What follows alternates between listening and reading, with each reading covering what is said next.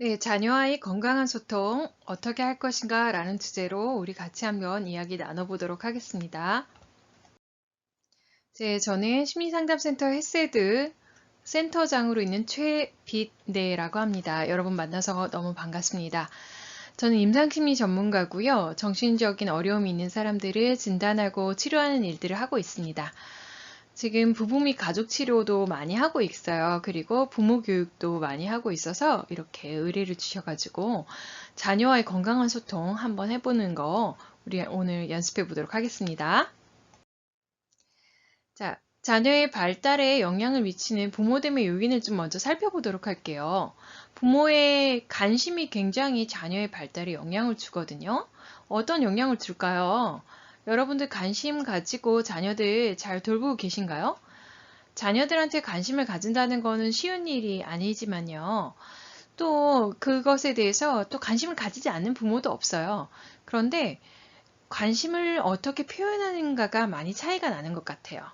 자녀에게 관심을 갖고 있지만 그것이 적절히 표현된다는 것이, 그리고 자녀가 부모가 나한테 관심이 있구나 라고 느끼게 한다는 것이 쉬운 일이 참 아닙니다. 어떻게 하면 자녀에게 관심이 있다라는 느낌을 줄 수 있을까요? 그것은 바로요, 아이들이 무언가를 질문할 때 엄마 이건 뭐야? 또는 엄마 무언가 얘기하려고 부모에게 이야기를 제시할 때, 바로 그때 여러분들이 관심을 가질 수 있는 좋은 찬스예요. 그때 어떤 반응을 하는가가 중요해요. 아이들이 만약에 엄마 1 플러스 1이 2야? 라고 물어본다고 쳐봐요. 그럼 아이 발달 연령에 맞춰서 그 관심을 표현해줘야 되는데, 딱 들어보니까 너무나 쉬운 문제인 거예요. 그러면 아이들한테 야, 넌 그것도 모르니? 이렇게 우리가 반응하게 될 수 있잖아요.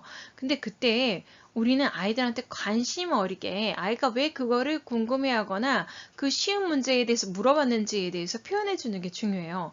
아, 그 1 플러스 1이 2인지 궁금하구나. 이게 관심이겠죠. 관심의 시작은 바로 이런 거라고 생각하시면 됩니다.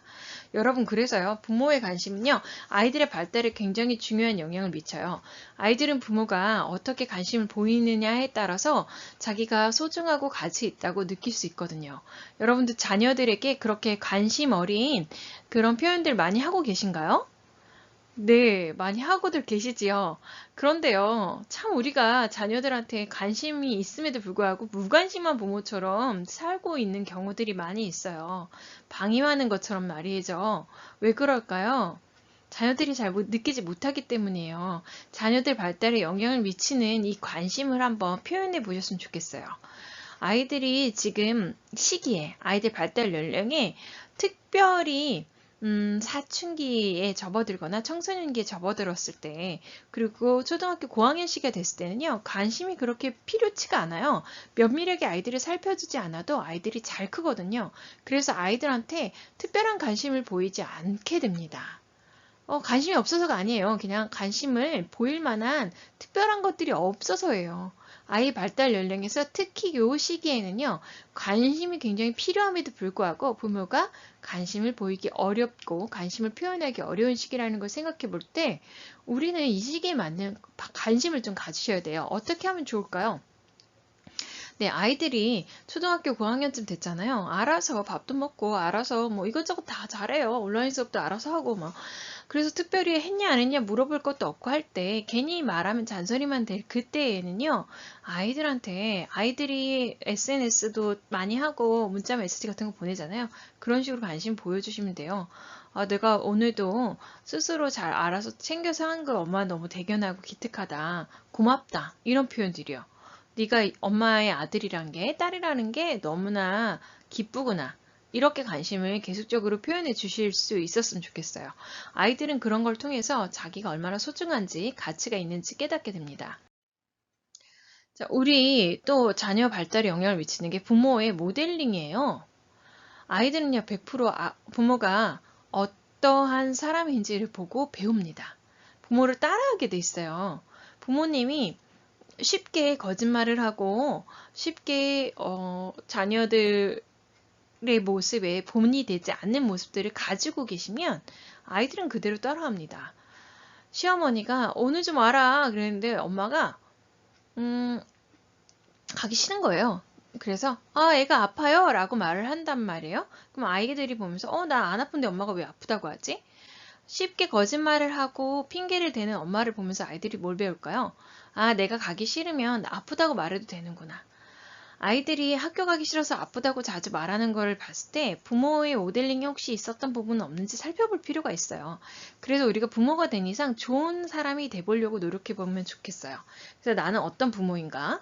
나는 어떤 사람인가? 나는 도덕적으로 괜찮은 사람인가? 아이들한테 모든 것이 모델링이 돼도 괜찮을 만큼 좋은 사람인가 살펴봐야 돼요. 여러분이 어떤 교회나 교육의 장면에 갔을 때 맨 뒤에 앉으셔가지고 핸드폰만 계속 하고 계신다면 아이들도 학교나 교육 장면에 갔을 때 맨 뒤에 앉아서 핸드폰을 하고 있을 수가 있어요. 내가 제일 앞에서 적극적인 태도를 보이지 않으면서 아이들이 그러길 바랄 수 없다는 거죠. 그래서 모델링이 이루어지는 과정이기 때문에 좋은 부모 모델링을 보여주시는 게 필요합니다. 그리고 중요한 게요. 양육 태도예요. 권위적인 부모는요. 아이들을 다 통제하고 전적으로 자기가 주도적으로 하려는 내가 곧 법이다 이런 부모들이 권위적인 부모님이거든요. 그런 부모님들은 어떨까요?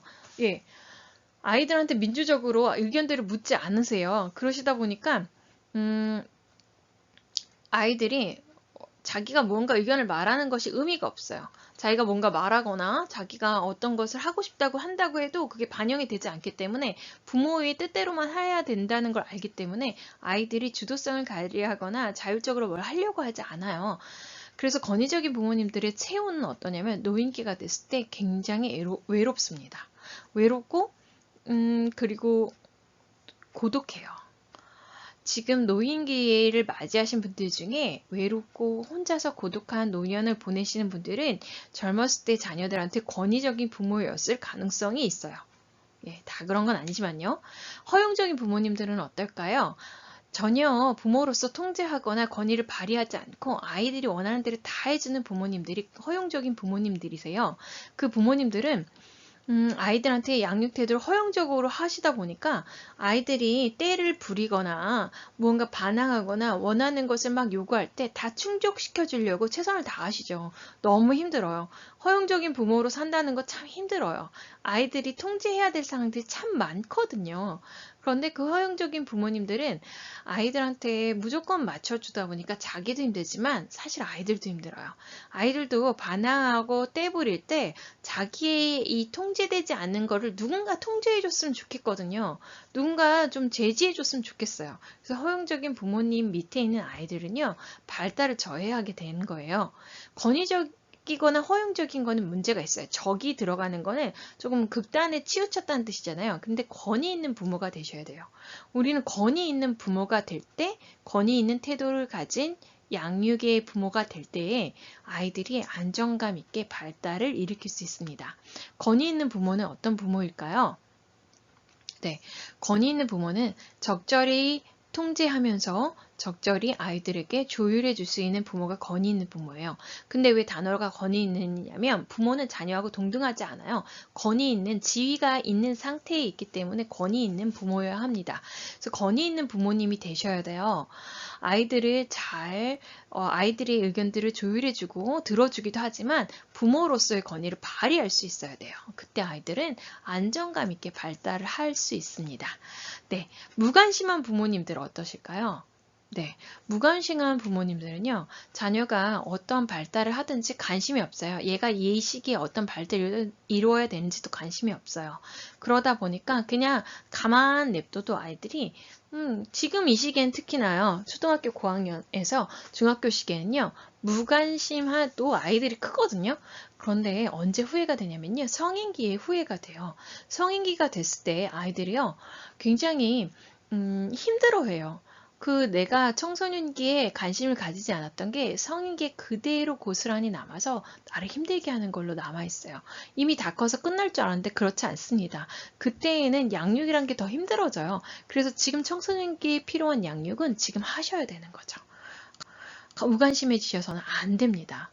무관심하다는 건 굉장히 나중에 큰 숙제를 남겨줘요. 아이들이 성인기 은둔형 외톨이로 있다거나 아니면 사회적인 어떤 상호작용을 전혀 일으키지 않고 있다거나 어떤 자기의 독립적인 기능을 못한다거나 생산적 활동을 못한다거나 친밀한 대인관계를 못 맺는다거나 어떤 결혼이라던가 미래에 대한 준비, 직장이라던가 이런 것들과 전혀 연결이 못 된다거나 하면 더 큰 고민에 빠지고 맙니다. 그래서 지금요, 무관심해서는 안 돼요. 꼭 필요한 관심을 주셔야 합니다. 그리고요, 또 훈육 방식이요. 아이들한테 지지적이고 지도적인 훈육 방식을 해주는 게 발달에 영향을 미쳐요. 아이들이 잘하는 행동을 하면 지지해 주셔야 되고요. 잘못하게 되면 지도해 주셔야 돼요. 그것이 아이들한테 아주 중요한 발달에 영향을 미치거든요. 아이들이 잘못했을 때, 잘못된 행동을 했을 때 통제하고 이건 아니라고 훈육해야 되잖아요. 그때 어떻게 훈육을 하셔야 되냐면요. 네가 한 그 행동이 어떤 결과를 낳을 수 있다고 이해할 수 있게 지도해 주셔야 돼요. 그게 훈육이에요. 그런데 너 이런 식으로 한 번만 더 해봐라. 너 다시는 너 이렇게 행동했다가 너는 끝장일 줄 알아. 이런 식은 이거는 협박이죠. 굉장히 강력한 통제를 하려고 할 때 그건 지도가 아니에요. 적절한 훈육이 아닙니다. 그래서 너가 이렇게 하면 이런 결과가 있을 수 있다. 그래서 이런 행동은 좋지 않아. 이렇게 이해할 수 있게. 보통은요, 우리가요, 그 무시무시한 결과가 일어나지 않아요. 아는 상태에서 그 행동을 하지 말라고 하기 때문에 애들이 왜 이걸 막 하지 말라는 거야? 라고 생각하거든요. 그래서 그걸 잘 이해할 수 있게 도와주시는 게 도움이 됩니다. 자, 그리고요, 아이들의 발달에 영향을 미치는 중요한 부분이 또 상호작용이에요. 우리 오늘 얘기하는 게 소통이잖아요. 건강한 소통. 소통은요, 상호작용이 일어났을 때 소통이거든요. 아이들이요, 아빠 저기 좀 봐. 라고 했을 때 어떻게 하실까요? 우와, 멋있네? 이건 상호작용을 일으킨 게 아니에요. 왜 뭐라고 했을지, 아이는 뭘 느끼고 있는지, 그걸 물어봐주고 서로 소통해줘야지. 서로 상호작용, 주고받고를 해줘야지 소통이 되는 거고요. 그것이 상호작용이고요. 그리고 아이들의 건강한 발달을 일으킵니다. 그러니까 상호작용이 반드시 일어나야 돼요. 그런데 우리가 자녀를 키울 때 수시로 매 순간 상호작용을 일으키면 너무나 피곤하고 힘들어서 잘 못해요. 그래서 그냥 넘어가는 경우들이 많이 있거든요. 상호작용 좀 신경 쓸 필요가 있어요. 오늘 이 상호작용 소통과 연결해서 조금 더 이야기 나눠보도록 하겠습니다. 소통은요, 이런 5가지의 중요한 의미를 가진대요. 첫 번째 의미에서부터 벌써 상호작용의 특성들이 나오죠. 네, 소통은 이렇게 상호작용, 말은 일방적이지만 소통은요, 의사소통은 양방향이기 때문에 상호작용의 특성을 가져요. 야, 너 숙제해라. 일방적이죠. 예, 이건 말이에요. 소통은 어떻게 해야 돼요? 뭐가 숙제니? 숙제하려면 어떻게 하는 상황이 너한테 도움이 되겠니? 엄마가 너가 숙제가 잘할 수 있도록 뭘 도와주면 좋겠니? 이렇게 주고받을 수 있는 이야기들로 이어져야 상호작용이 되는 거예요. 상호작용을 일으키는 소통하시기 바랍니다. 소통은요, 감정적 교류가 있어야지 돼요. 그래야지 일체감을 느끼거든요. 아이한테 숙제해! 라고 하지 않고 그걸 감정적 교류로 연결시키려면 어떻게 해야 될까요? 숙제하기 싫어 아이가 표현할 때 싫어라는 감정에 대해서 교류해야겠죠. 왜 싫은지 물어봐주고 그 지금 어떤 기분인지 물어봐주면서 그거에 대해서 다뤄주고 나면 아이가 엄마와 내가 일체되는 느낌이 들어요. 한마음이구나. 엄마가 나를 이해하고 있구나. 이런 느낌을 아이가 갖게 되겠죠. 그럼 어때요? 네. 아이들이 눈빛만으로도 통한다는 느낌을 갖는 거예요. 그래서 엄마랑 어떤 거든 자꾸 얘기하고 싶어져요. 말하고 싶어져요. 소통이 재미있어집니다. 감정적 교류가 일어나는 거 여러분들 얼마나 인간관계에서 의미 있냐면요. 여러분 직장 생활을 하는 곳에서 오늘 갑자기 지각을 하게 됐어요. 도로가 막혀가지고요. 그래서 지금 길이 막혀서 늦어요. 라고 상사한테 얘기를 했더니 상사가 네, 이렇게 간단하게 왔어요. 지금 감정적 교류가 일어났나요? 전혀 일어나지 않았죠? 일체감을 경험할 수 없어요. 그런데 만약에 상사가 길이 많이 막히는군요. 어디가 많이 막히나요? 제가 올 때 보니까 어디 도로가 많이 막히던데 그쪽 지나고 계신 건가요? 뭐 이렇게 나한테 물어봐 줬어요, 상사가. 그럼 감정적 교류가 일어나죠. 그러면서 네, 거기 지나는데 거기가 완전 꽉 막혀 있네요. 그럼 서로 소통이 되겠고 교류가 자꾸 일어나니까 일체감을 형성해요. 그래서 상사랑 눈빛만 봐도 통하는 사이가 될 수 있어요. 우리가 누군가가 나랑 소통을 하려고 할 때 감정적 교류를 시도하면요. 서로 굉장히 친밀해질 수 있는 기회가 돼요. 그런데 대부분은요. 소통의 상황에서 그냥 넘어가요. 그냥, 네, 알겠습니다. 이렇게 넘어가면서 감정적 교류를 안 하는 경우가 많거든요. 한번 감정적 교류를 해보세요. 일체감이 경험되고 관계가 굉장히 깊어집니다. 네, 또 소통은요. 관계의 속성을 반영한다는 거예요. 그러니까 소통을 통해서 우리는 이 관계가 어떠한 속성을 가졌는지 알 수가 있어요. 소통을 엉망으로 막 싸우면서 하는 관계가 좋은 관계라고 말할 수 없거든요. 그래서 우리 아이와 내가 좋은 관계이길 원한다면 소통부터 좋은 소통을 이루어야만 합니다. 부부관계도 마찬가지겠죠. 소통은요, 계속적이고 변화를 일으켜요. change의 G를 C로 바꾸면 chance가 되잖아요. 그것처럼요, 우리 변화를 일으키는 소통을 통해서 기회를 가지시길 바래요. 소통을 통해서 자녀와의 좋은 기회, 더욱더 친밀해지는 기회를 가지셔야 되고요. 소통을 이루지 않고선 친해질 수가 없습니다. 마지막으로 소통은요, 성차가 존재해요. 아들하고 딸 분명히 달라요. 그렇기 때문에 얘는 왜 다른 거야? 이렇게 비교하시지 마시고 차이를, 성차와 개인차가 존재하기 때문에 그걸 존중하면서 접근해 주시는 게 아주 중요합니다. 네. 우리가 이 건강한 소통에 대해서 오늘 얘기하면서 아동학대 잠깐 다루려고 해요. 왜냐하면요, 아동학대가 뭔지를 잘 알고 있어야 학대하지 않는 소통을 할 수 있거든요.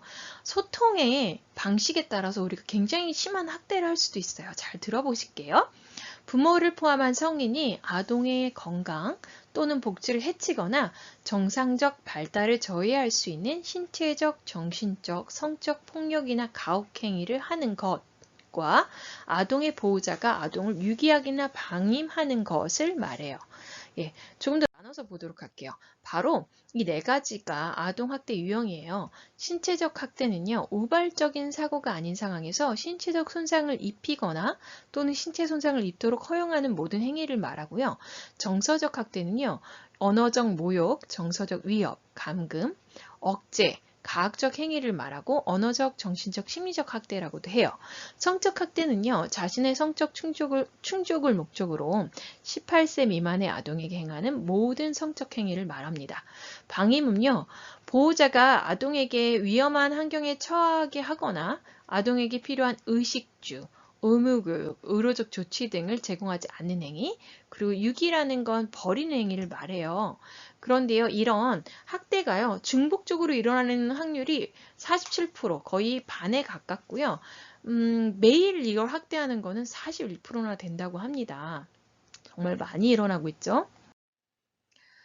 자, 신체적 학대를 조금 더 살펴보면요. 신체적 학대는요, 손찌검을 하는 거, 이런 거잖아요. 근데 진짜 신기하게도요, 한 번 당한 상처가 쉽게 잊혀지지 않는다는 거예요. 아빠가 자기한테 잘못한 건 없는데, 한 번 뺨을 때리고 자기가 이렇게 멀리 날아간 적이 있었대요. 그 경험 이후로 아빠가 너무 어색한 거예요.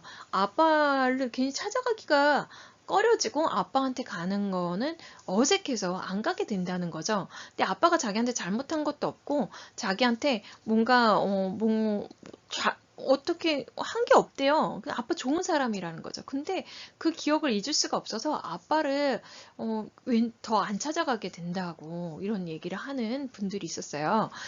한 번의 손찌검을 잊지 못해 하는 사람들을 만나곤 합니다. 그래서요, 신체적 학대는 정말 단 한 번도 정말 큰 상처가 될 수 있다는 걸 꼭 기억하셔야 되고요. 정서적 학대가 우리가 오늘 얘기하고 있는 부분이에요.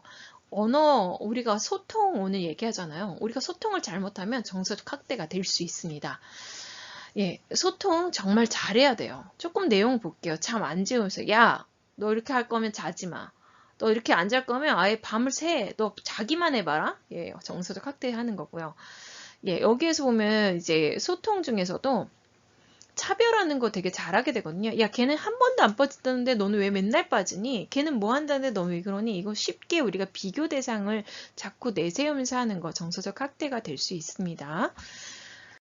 성적 학대는요, 우리 부모님들이 그냥 편하게 하시느라고 집에서 옷을 벗고 계시거나 샤워 후 옷 벗은 채 나오시는 것도 성적 학대가 될 수 있어요.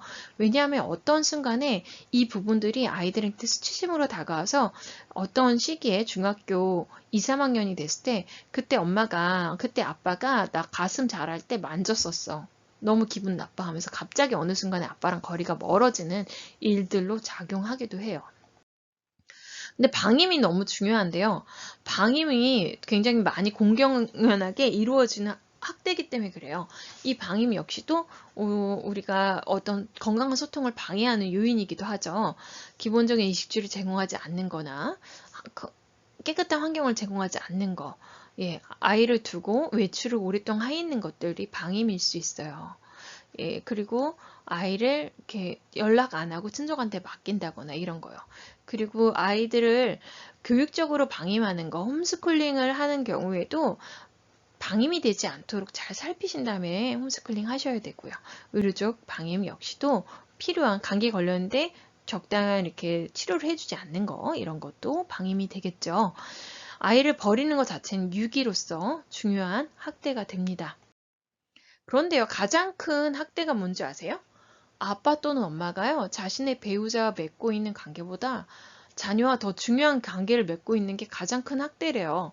그러니까 부부 사이가 좋지 않다면 그건 가장 큰 아이한테 주는 학대예요. 부모님이 사이가 친밀하지 않으면서 아이랑 친밀한 거는 아이한테 우와, 우리 엄마 나랑 친해. 아빠보다 나랑 친해. 이렇게 좋아할 만한 내용이 아니라는 거예요. 엄마, 아빠가 친하고 나서야 아이들이 안정감을 느껴요. 부부관계가 좋지 않은 거는 언제나 학대일 수밖에 없습니다. 그래서요, 제가 많은 사례를 보면요, 부부관계가 개선이 되고 나면 부모 자녀 관계도 개선이 되고요. 부부 관계가 개선되고 나면 자녀의 정신건강의 어려움도 개선이 되는 걸 봐요. 그래서 부부 관계의 개선 먼저 해보셨으면 좋겠어요. 그래서요, 우리가 아동학대를 예방하기 위한 지금 12월 2일 본회를 통과한 법이 있어요. 1년에 2번 신고가 되면요, 아이가 즉각 분리되는 제도가 있거든요. 누구든지 112를 통해서 쉽게 신고할 수가 있고요. 이런 부분을 봤을 때 여러분들이 지금 아동학대에 대한 설명 들으셨는데 내가 나도 모르게 아이한테 건강한 소통을 하지 못한 걸로 인해 학대를 하고 있었던 부분이 있다면 오늘부터 개선을 좀 해봤으면 좋겠습니다. 소통 이야기를 우리가 좀 더 들어가기 전에요. 되게 중요한 부분이 뭐냐면요. 에릭슨이 이렇게 심리사회적 발달 단계를 소개하고 있어요. 근데 이 발달 단계는요, 앞 단계가 잘 발달돼야 다음 단계로 간다는 특성을 가져요. 신뢰감을 형성된 사람이 자율성을 형성할 수 있고 주도성을, 근면성을, 정체성을, 친밀감과 생산성, 통합성을 차례로 형성할 수 있다는 거예요. 그러니까 우리는 지금 부모인 우리는 생산성 단계에 있잖아요.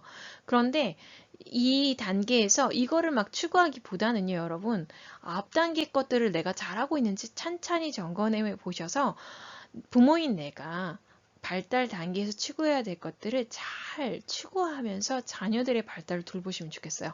근데 여기 생산성을 한번 검토해 보면요. 생산성은 부모가 돈을 많이 버는 어떤 생산이라고 하니까 수익과 관련돼 보이는데 그렇지 않아요. 그 내용이 아니에요. 이거는 내가 갖고 있는 지식이나 기술을 내 다음 세대에 가르쳐 주고 있는지, 전수해 주고 있는지가 바로 생산성과 연결되는 거예요. 여러분이 갖고 있는 기술을 여러분 다음 세대한테 잘 전수하고 계신가요? 그렇다면 굉장히 훌륭한 발달 가업을 이루고 계신 겁니다. 그런데 그렇지 않고 내가 이거를 만약에 알려줬다가는 내 밥그릇 뺏겨 하면서 막 유지하고 계시다면 생산적이지 않고 침체되고 계신 거예요. 근데 여러분의 직업 영역에서 그러한 것들을 할 수 없는 상황이라면 취미나 종교나 여러 가지에서 생산성을 발휘하는 내 기술을 다음 세대에 전수하는 것들을 해보시고요. 집에서 그걸 또 하셔야 돼요. 가족 관계에서 내 자녀에게 내가 갖고 있는 나의 어떤 도덕성이나 나의 가치 있는 것들을 자녀에게, 나의 자존감을 자녀에게 전수해보는, 엄마는 이렇게 이렇게 살아보는 게 참 도움이 됐어 하고 알려주는 그런 일들이 계속해서 생산적인 일들이 여러분 일어나셔야 돼요. 그런데요, 제가 이 슬라이드를 굳이 넣은 이유가 있어요. 그건 뭐냐면요. 아이들이요, 아동학대를 일으키는 발달 단계를 가졌다는 거예요. 잘 보세요. 신뢰감을 형성되는 시기에 아이들이 신뢰감이 잘 형성되지 않으면 불신을 갖겠죠. 아, 엄마 못 믿어. 엄마 못 믿어. 막 이러겠잖아요. 그런 아이들, 못 믿어 하는 아이를 보면 한 대 때려주고 싶죠. 자율성 단계에서 스스로 뭐든지 자기가 하겠다고 하면서 하는 아이를 보면은 혼내주고 싶고 막 인호하고 싶죠. 주도적으로 리더십을 가지고 무언가 자기가 할 수도 없는데 하겠다고 할 때도 마찬가지예요. 그 반대의 측면도 마찬가지입니다. 끊임없이 아이가 수줍어하거나 수치심을 느끼거나 죄책감을 가져도 정말 걔 때문에 미칠 것 같잖아요. 근면성 역시도 마찬가지예요. 이 단계의 근면성은 주도 조금 꾸준하게 부지런히 어떤 성실하게 뭔가를 하는 것도 포함되지만요. 성취하는 것도 포함이 돼요. 그래서 뭐 학업적인 거에 성취를 거, 근데 그걸 못하게 될 땐 열등감을 또 느끼잖아요. 그럴 때 이 아이들이요. 이 발달 단계에서도 얼마나 뭔가를 성취해 내려고 하다 보니까 새로운 걸 많이 시도도 하고요. 도전도 하다 보니까 좀 피곤하고 힘들어요. 부모들이 짜증이 날 수가 있는 상황들이 쉽게 발생해요. 그런 아이들, 그리고 또 열등감에 빠져가지고 막 잘 삐쳐있는 아이들 화가 납니다. 아이들의 발달 단계를 잘 보세요. 정체성을 발달하는 청소년기 역시도 마찬가지입니다. 이때요, 반항하잖아요. 그러면 정말 진짜 꿀밤 주워받고 싶죠. 아이들의 발달 특성을 보면 이 아이들이 그 가업을 잘 해내느라고 나를 화나게 해요. 네. 그러니까 아이들이 아동학대를 불러일으킬 만한 발달 단계의 특성을 가졌다는 걸 충분히 이해하셔야 아이들을 학대하지 않고 정서적으로 도와줄 수 있고 건강한 소통을 할 수가 있어요. 그러니까 아이들이 나를 화나게 하면요. 좀 편안하게 좀 바라보면서 그 아이들이 발달 단계의 어떤 특성들을 이루기 위해서 인지를 발달시키고 자기를 발달시키느라 나를 이렇게 좀 힘들게 할 수 있겠구나. 이렇게 생각해 보시면 도움이 되지 않을까 싶습니다. 아이들은요, 뇌가 지금 굉장히 대공사 중이에요. 대대적인 리모델링을 하고 있는 중이거든요. 전두엽이 거의 새로 태어난다고 해도 과언이 아닌 시기이기 때문에요.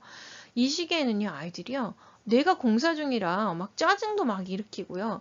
막 뇌에서 많은 일들이 일어나니까 뭐 충돌도 일어나고 이러니까 예기치 못한 반응들도 일어나요. 그런 아이들을 아이들의 뇌발달 특성을 이해하셔서 접근하셔야 돼요. 아이들이 얘 왜 이래? 이런 상식 외의 행동을 하면요. 얘가 뇌가 지금 열심히 리모델링을 하느라고 그러구나. 이렇게 좀 생각해 보시면 도움이 될 것 같아요. 예, 그리고 아이들이요. 지금 이전에 경험하지 않은 건 자꾸 가지치거든요. 도덕성이 중요하다는 걸 배우지 않는 아이들은요. 도덕적인 행동을 가지쳐내버리고 중요하지 않은 걸로 첩내버리기 때문에 도덕성을 많이 가르쳐 주셔야 되고요. 사회성이 중요하다는 걸 경험하지 않는 아이들은요. 사회적인 상황을 피하게 되고 가지쳐내버리기 때문에 사회성도 많이 알려주셔야 돼요. 이전 경험이 너무너무 중요한 시기이기 때문에 많은 경험을 하게 하는 게 중요합니다. 그래서 이 아이들이요, 이 시기에 중독이 돼버리거나 야동이라던가 흡연이라던가 알코올로 중독이 돼버리면 참 되돌리기가 어렵거든요. 이성적으로 판단하는 뇌가 마비돼 버려요. 그래서 정신 이상자의 뇌와 같이 돼버리기 때문에 이 시기에 아이들이 뇌가 중독되지 않도록 잘 도와주셔야 돼요. 예. 정말 이 뇌의 변화를 생각하면서 아이들을 접근해야 돼요. 아이들이요, 또 나쁜 말이라든가 유혹 이런 거에 중독돼 버리지 않도록 도와주셔야 되고요. 또 계속적으로 언어적 폭력을 당하면 그런 어떤 피해자 의식에 의한 뇌가 또 고착이 돼 버릴 수도 있기 때문에 그런 부분도 주의를 하셔야 됩니다. 도덕성, 사회성 너무 중요해요. 그래서 이것만 신경 써도 우리 아이들 정말 잘 키울 수 있어요. 아이들이 도덕적으로 올바르고 사회성이 괜찮다. 그럼 너무 걱정하지 않으셔도 됩니다. 우리 아이들을 잘 돌봐주기 위해서는요, 우리 부모의 효능감 참 높여줘야 됩니다. 부모의 효능감의 부모로서의 자기 효능감을 높이는 게 부모 효능감이거든요. 자기 효능감이란 건 자신에게 주어진 일을 성공적으로 수행할 수 있다는 신념이나 기대를 말해요. 자신의 능력에 대해서 믿는 믿음이죠. 내가 부모라는 능력을 갖고 있어 라고 하는 믿음이 높으면 부모 효능감이 높은 거예요. 그래서 부모라는 역할을 할 때 어려운 일이 처하게 되잖아요. 내가 잘 해낼 수 있어. 부모로서 잘할 수 있어. 이걸 느끼는 정도에 따라서 부모 효능감이 달라지는 거죠. 과제에 대해서 집중하게 해줘요. 자기 효능감이라는 것 자체가요. 근데 우리가 지금 가진 과제는 부모라는 과제잖아요. 아이를 키우는 과제. 거기에 잘 집중하게 해줘요. 부모 효능감이 높은 사람은 집중할 수가 있습니다. 행동과 환경의 변화를 일으키는 중지의 역할을 하기 때문에 이 아이의 행동이나 이 아이가 가진 환경을 잘 중지할 수 있도록 도와줘요. 그래서 그 상황을 피하지 않고요. 적극적으로 수행하게 하는 게 바로 자기 효능감, 부모로서의 효능감이에요. 긍정적인 자아상을 형성하게 하기 때문에 자기 효능감을 여러분 챙겨요. 부모로서의 효능감, 자기 효능감 챙기셔야 돼요. 살면서요, 어려움 겪지 않을 수 없잖아요. 어려운 일에 처했을 때 그 일을 어떻게 바라보는가가 매우 중요해요. 나를 힘들게 하고 나락에 빠지게 만드는 처참한 일이다 라고 생각한다면 자기 효능감이 낮은 거예요. 그런데 아무리 어려운 문제라도 해결할 수 있는 어떤 것일 뿐이다 라고 생각하는 사람은 자기 효능감이 높은 거죠. 차이가 나죠. 어려운 일에 처했을 때 할 수 있다고 느끼는 그 정도가 바로 자기 효능감인 거예요. 그렇다면 부모 효능감이 높은 사람은 자녀가 나를 어렵게 할 때 그걸 내가 잘할 수 있다는 느끼는 정도가 높게 느껴지겠죠. 예. 자기 효능감이 높은 사람들은요, 자신에 대해서 긍정적인 믿음을 가져요. 그래서 나는 참 멋있어. 나는 정말 괜찮은 사람이야. 라고 느낍니다. 자신이 잘 할 수 있다는 믿음을 가져야 자기 효능감이 높은 사람들이에요. 여러분들이 자기 효능감이 높다면요. 자녀들도 당연히 자기 효능감이 높은 사람이 될 거예요. 그리고 그 부모 효능감으로 이어져서 자녀 양육과 관련한 다양한 상황에서 필요한 능력을 발휘할 수 있다는 믿음, 그 부모의 신념을 가져보시는 것이 중요할 것 같습니다. 그래서 그 부모 효능감을 가지고 자녀랑 소통해 보는 거예요. 진정한 대화는 어떨 때 일어날까요? 어떤 말을 해도 안전하다는 느낌이 들 때 진정한 대화가 돼요. 아이들이요, 거짓말, 도둑질, 폭행 사건, 스마트폰 중독과 같은 문제를 다뤄야 될 때요.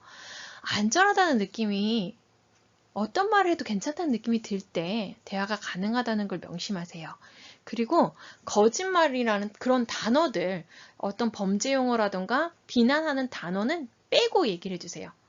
네가 학원 안 가는데 갔다고 말한 거 그거 엄마는 왜 그랬는지 궁금하구나 이렇게 접근하셔야지 너 거짓말한 거 말이야. 거짓말 이런 말 쓰지 않고 접근해 보셨으면 좋겠습니다. 아이들이요 눈을 똑바로 보면서 싫어 안 할 거야 내가 알아서 한다고 이렇게 말을 할 때요. 여러분 이렇게 한번 생각해 보세요. 이 아이가 옆집 아이라면 내가 지금 어떤 마음일까?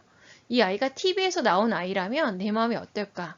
조금 거리를 두고 멀리 생각해 보시면 아동학대에 이어지는 언어적 폭력을 하지 않고 아이한테 긍정적으로 순화시키면서 건강한 소통을 할 수가 있거든요. 무기력해서 아무것도 못하는 아이라면 어떨까? 자, 여러분 뇌전증으로 병원에 누워서 가만히 있는 아이들의 부모님은요. 아이가 일어나서 자기한테 화라도 냈으면 좋겠대요. 싫어. 막 반항이라도 좀 한 번만 해봤으면 좋겠다고 하시거든요. 그런 아이가 아니라 건강한 아이인 게 얼마나 다행인가라고 생각하면 우리가 이 아이가 나를 화나게 하고 아동학대를 불러일으키는 그런 상황이 됐을 때 정말 얘를 무관심하고 차라리 없었으면 좋겠다고 생각이 들 때 그렇게 건강한 아이란 게 감사해지기라도 하면 훨씬 더 건강한 접근, 건강한 소통을 할 수가 있습니다. 공감 대화를 한번 배워볼게요.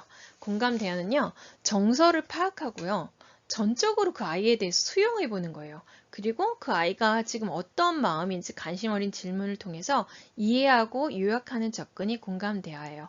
그리고 반드시 존중적인 언어를 사용해야 돼요. 비난하거나 비판하거나 무시하거나 업신여기는 말투는 절대로 공감 대화에서 있어서는 안 돼요. 그건 공감 대화를 했다고 할 수 없게 만들어요. 다 잘해놓고선 마지막에 어이구 네가 그러니까 그렇지 뭐 이런 식으로 한다거나 그래갖고 네가 뭘 하겠니? 라고 마지막에 비난하는 말이라던가 아이가 듣기 싫어하는 표현을 하신다면 공감 대화를 다 하지 못한 게 되고 말아요. 자, 예를 들어볼게요. 엄마, 나 수학 70점이야. 아이가 엄마, 나 수학 70점이야. 우울해 하면서 얘기를 해요. 정서를 파악하셔야겠죠? 그럼 그 정서를 표정이나 말투에서 정서를 파악하시고 전적으로 그걸 수용하셔야 돼요. 그리고 질문하시는 거죠. 아, 그래. 수학 70점이야. 그래서 너가 어떤 건데, 기분이 어떤 건데, 관심 어린 질문을 하시고, 아, 애들은 거의 대부분 80점이 넘는 애들 나만 70점이야. 거의 꼴등인 것 같아. 그러면, 아이들은 대부분 70점인데 너만 좀 점수가 낮아가지고 걱정이구나. 네가 속상하구나. 이렇게 이해하고 요약을 해주는데 이게 잘 요약이 안 될 것 같으면요. 그냥 아이가 말한 거 그대로 따라 거울처럼 말하기를 하셔도 돼요. 공감대에서 거울처럼 말하기 되게 도움이 되거든요. 밑에 또 하나 표현 볼게요. 친구들이 학교 끝나고 다 집으로 갔어. 저 지금 무슨 상황인지 모르겠죠. 이 말을 딱 하는데 정서 파악이 잘 안 되잖아요. 그러면 중간 먼저 하면 되죠. 관심 어린 질문 먼저 하는 거. 아, 친구들이 학교 끝나고 다 집으로 갔어? 너는 그래서 어떤데? 물어봐 주는 거예요. 아, 나는 놀고 싶었는데 가가지고 좀 서운했어. 아, 너는 서운했구나. 전적으로 수용해야죠. 야, 그게 뭐가 서운한 거야? 잘 됐지. 코로나 때문에 노는 것보다 가는 게 낫지. 이건 전적인 수용이 아닌 거예요. 전적으로 수용해주고, 그 아이 말을 이해하고 요약하는 거. 유학이 어려우면 그대로 따라해줘라. 그리고 존중하는 거죠. 아, 너는 아이들과 같이 놀고 싶었구나. 존중하는 거. 아이의 말을 존중해줘야 돼요. 야, 너는 이 시국에 놀고 싶니? 이건 존중하는 게 아니겠죠. 네. 그리고요, 우리 아이들 다가가야 돼요. 같으면은 다가가기 대화법을 통해서 우리가 어떠한 듣기 싫은 말을 들어서도 대화를 잘 다가감으로 인해서 풀어나갈 수 있다고 얘기했어요. 그런데 우리가 대부분은요, 듣기 싫은 말, 기분 나쁜 말을 들으면 멀어지는 대화나 원수되는 대화를 하게 돼요. 멀어지는 대화는요, 어떤가요? 예, 멀어지는 대화를 하고 나면 외로워져요. 응답하지 않거나 화제를 돌리는 대화가 멀어지는 대화거든요. 원수되는 대화는요, 상대의 욕구를 무시하고 경멸하는 대화가 원수되는 대화예요. 그렇게 되면 모욕감과 슬픔, 분노가 이르죠. 자, 예를 한번 들어볼게요.